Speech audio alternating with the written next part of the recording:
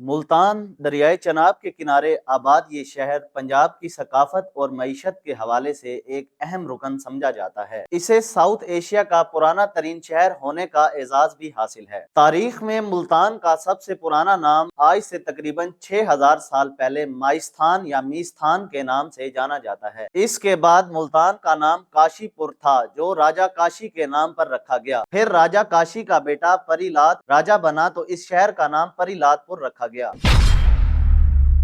موجودہ ملتان کے نام کے بارے میں کہا جاتا ہے کہ یہاں مالی قوم کے آباد ہونے کی وجہ سے اسے مالیتان، پھر مالستان، پھر مولتان، پھر ملتان کے نام سے جانا جاتا ہے۔ ملتان کی تاریخ پر نظر دوڑائی جائے تو یہاں بہت سی قوموں نے راج کیا۔ ایرانی مورخ فرشتہ کا کہنا ہے کہ یہ شہر حضرت نوح علیہ السلام کے بیٹے نے آباد کیا اور طوفان نوح کے وقت یہ شہر موجود تھا۔ پہلی صدی ہجری میں ملتان پر عربوں نے قبضہ کیا اور یہ شہر خلافت کے زیر اثر رہا۔ تیسری صدی کے وسط میں ملتان سندھ سے علیحدہ ہوا اور یہاں اسامہ بن لوی کی حکومت رہی۔ 712 ہجری میں ملتان کو محمد بن قاسم نے فتح کیا۔ 763 ہجری میں ملتان پر اسماعیلیوں کی حکومت تھی جو مسلمانوں کی بجائے ہندوؤں کی حمایتی تھی۔ محمود غزنوی نے 1014 ہجری میں ملتان پر حملہ کیا اور ملتان فتح کر لیا۔ اس کے بعد ملتان پر کئی مسلمان حکمرانوں نے حکومت کی۔ آخری بادشاہ مغل خاندان میں سے تھے۔ جب مغل کمزور ہو گئے تو احمد شاہ ابدالی نے یہاں نواب مظفر خان کو حاکم مقرر کیا جس نے 40 سال تک ملتان پر حکومت کی۔ پھر رنجیت سنگھ نے ملتان پر حملہ کیا اور ملتان فتح کر کے حکومت قائم کی۔ رنجیت سنگھ کے بعد انگریزوں نے یہاں پر قبضہ جمایا اور تقریباً 100 سال حکومت کی۔ سکھ اور برٹش حکومت کے بعد تقسیم ہند کے وقت یہاں کی مسلم کمیونٹی نے پاکستان میں شامل ہونے کا فیصلہ کیا۔ ملتان شہر کو 11ویں اور 12ویں صدی میں اولیاء نے آباد کیا جس کی وجہ سے اس شہر کو شہر اولیاء بھی کہا جاتا ہے۔ مزید اس بارے میں آپ کیا رائے رکھتے ہیں؟ کمنٹ سیکشن میں اپنی رائے کا اظہار ضرور کریں۔ اب تک کے لیے اتنا ہی۔